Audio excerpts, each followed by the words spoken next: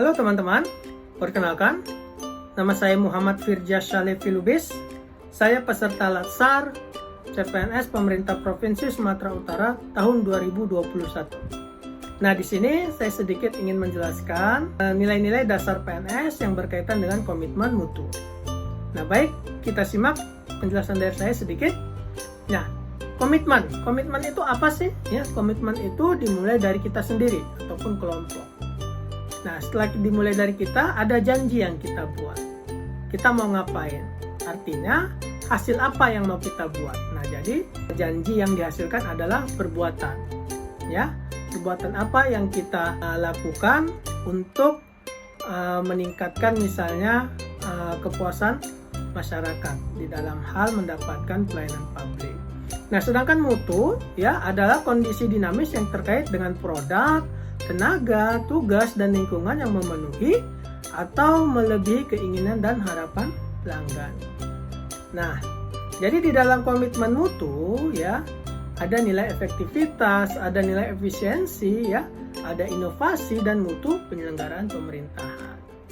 Nah, efektivitas adalah ketercapaian target yang telah direncanakan baik dilihat dari capaian jumlah maupun mutu hasil kerja, sehingga dapat memberi kepuasan.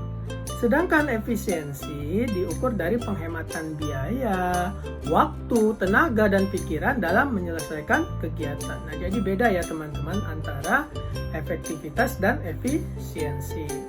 Baik, sedangkan inovasi itu apa sih? Ya, inovasi makna sempitnya adalah sebuah perubahan. Nah, jadi inovasi ini bisa muncul karena ada dorongan dari dalam untuk melakukan perubahan, atau bisa juga inovasi muncul karena ada desakan dari luar atau pihak eksternal. Nah, inovasi dapat diwujudkan dalam bentuk produk misalnya, ya, layanan, metode kerja, ataupun sumber daya. Nah, jadi inovasi ini bisa berbentuk misalnya layanan yang cepat.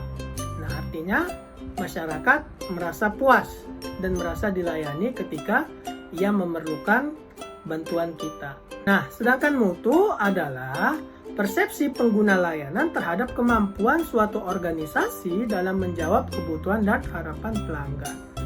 Mutu bersifat dinamis sehingga setiap organisasi dituntut untuk memperbaiki mutu kinerja.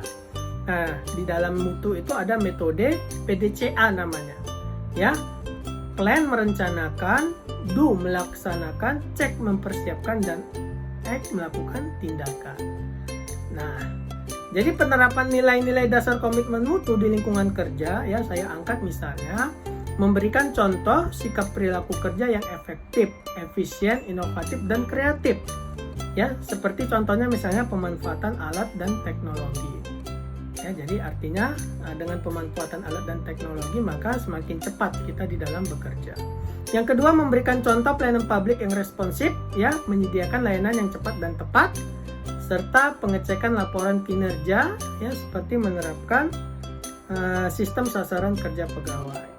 Sekian penjelasan dari saya tentang nilai dasar komitmen mutu. Saya akhiri. Assalamualaikum warahmatullahi wabarakatuh. Tetap semangat, salam sehat.